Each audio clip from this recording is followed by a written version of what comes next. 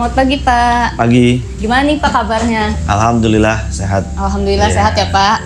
Sebelumnya makasih ya Pak udah mau jadi narasumber Sama-sama. di sini. Kita boleh langsung mulai aja ya Pak. Boleh, silakan. Mungkin boleh diceritain nih ya Pak, apa itu Fate Coffee dan mengapa Bapak bisa pemilihan namanya tuh bisa Fate Coffee? Oke, Boleh, tentang tempat ini berarti ya. Iya benar. Fate Coffee itu sebenarnya hanya berasal dari kata faith ya. Faith itu mungkin kalau nggak salah tuh beriman. Ya. Jadi Keyakinan. tempat ini dinamakan Fate Coffee. Keinginan dari saya sebagai owner itu adalah paling enggaknya apa ya, kita punya keyakinan lah. Keyakinan bukan tentang apa tempat usahanya, tapi tentang kopi itu sendiri. Jadi kopi Indonesia itu sendiri, saya pribadi memiliki keyakinan bahwa akan memiliki suatu masa yang panjang lah, gitu, karena berdasarkan dari sejarah apa segala macam, ya itu sih intinya. Untuk bidangnya apakah hanya di bidang F&B atau memperluas bidang dari Fate Coffee ini Pak? Untuk saat ini baru ini aja, baru tentang khusus di kopi aja, belum ke yang lainnya. Kenapa nih Pak milih bisnis kopi ini dibanding bisnis yang lain? Lebih simpel ya, lebih simpel tapi ada ciri khas. Jadi artinya kopi itu kan identik dengan minuman ciri khas Indonesia ya. Semua pulau di Indonesia itu memiliki kopinya masing-masing. Jadi dan kita pun mendapatkannya mudah dan bagus-bagus juga sih kopinya. Jadi memilih kopi itu karena simpel aja sebenarnya, nggak terlalu rumit, mulai dari bahan bakunya, prosesnya, cara menjualnya, itu aja sih. Apakah ada jenis kopi yang dispesialin Pak di kedai kopi ini? Untuk spesialisasi jenis kopi kita tidak punya, tapi kita umumnya mengambil dari masing-masing daerah aja. Jadi yang disebut spesialis kopi itu kita coba setiap beberapa bulan itu kita ambil kopi-kopi dari daerah-daerah yang memang sudah cukup terkenal, seperti dari Aceh, dari Toraja, dari Bali. Nah itu udah cukup dikenal tuh, bukan hanya di lokal aja, internasional pun juga udah pada mengenal tentang beans kopi mereka. Kalau visi misi dari Fate Coffee ini boleh diceritain Pak, apakah ada? Visi misi ya? Ya. Kalau visi sih kedepannya mudah-mudahan kopi Indonesia itu lebih dikenal sama dunia internasional, terus lebih dihargain juga di lokalnya. Itu kalau visi ya. Kalau misinya mungkin menjadikan ngopi itu adalah bagian dari suatu tradisi yang nggak jelek sih sebenarnya.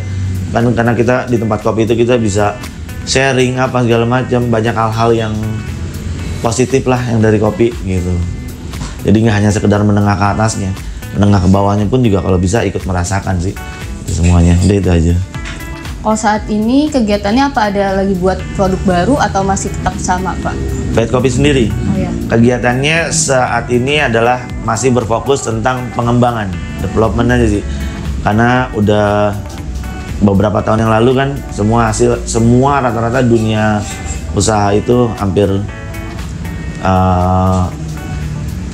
tidur ya bahasanya. Jadi di tahun ketiga ini kita lagi coba berusaha untuk membangkitkan terutama dari kitanya sendiri, membangkitkan semangatnya, membangkitkan mungkin mengeluarkan beberapa jenis minuman baru, itu aja. Kalau goalsnya ada nggak Pak? Apa tuh? Goals, capaian yang ingin dicapai. Yang tercapai ya, Yang ingin keinginan, dicapai, target tuh tentunya pasti ada ya. Target kita sendiri sebisa mungkin kita harus bertahan sampai ya kalau bisa bertahan selamanya untuk di Fate Coffee ini. Ada nggak sih Pak keunikan tersendiri dari Fate Coffee ini dari coffee shop yang lainnya? Ada. Mungkin dari cara pembuatannya, terus pemasaran penjualannya. Oke, ada mungkin dari produk ya. Iya. Kalau dari produk itu kita punya ada namanya kopi guncang, es kopi susu guncang. Sebenarnya umumnya itu diambil dari gula aren, es kopi susu gula aren yang udah umum ada di luar. Tapi di sini kita combine sama sirup hazelnut. Jadi masing-masing kopi disebutnya mungkin signature, tapi kita coba mengcombine dengan beberapa item bahan baku yang lain. Jadinya es kopi susu guncang. Jadi es kopi susu, gula, dan kacang. Kacang itu hazelnut gitu. Kalau dalam berbisnis ini Pak, kan selama ini nih Pak, apakah ada kendalanya selama menjalankan bisnis ini? Dan mungkin ada solusi dari Bapak bagaimana penyelesaian dari kendala-kendala ini? Kendalanya dari banyak faktor ya. Kalau penjualan itu kita relatif ya, namanya kita berjualan itu udah pasti pasang surut, naik turun, jual beli, omset atau apa itu udah pasti. Tapi yang paling faktor utama yang bikin kendala ini UMKM ya. Masih kurang sih sebenarnya. Kurang, mungkin udah kalau dari sisi perhatian dari pemerintah, terlebih dari yang paling berkenaan dengan kuliner kopi ini, seperti kayak mungkin ada Dinas Pariwisata, ada SCAI, apa segala macamnya. Kalau untuk yang growth, mungkin kedai-kedai kecil yang growth-nya bagus mungkin akan diperhatikan. Tapi kalau kedai-kedai kecil yang masih berkembang, sepertinya kurang banyak pelatihan tentang cara selling, tentang cara making yang bagus, proses pemilihan kita beans kopi yang stabil, pasokan beans kopi yang stabil gitu, kita masih kurang banyak input dari situ. Lalu untuk pemasarannya pun juga mungkin banyak contohnya nggak ada instruksi sih misalnya. Kurang. Kita masih kalah sama gerai-gerai yang punya nama seperti Starbucks, Kopi, Janji Jiwa atau apa gitu kan. Karena kurang dikedepankannya nih pemasaran UMKM kecil. Ya mungkin dari pihak yang terkait lah gitu. Kekurangannya sih itu. Terakhir nih Pak, ada nggak sih harapan dari Bapak untuk kehadiran ruang publik yang menunjang kegiatan wirausaha produk lokal?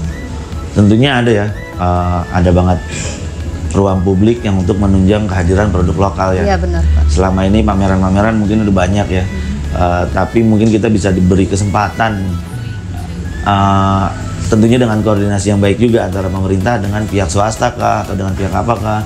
Banyak kan misalkan mereka ada rapat, seminar, kita bisa diberikan secara bergantian. Mungkinnya dengan quality control dulu sebelumnya.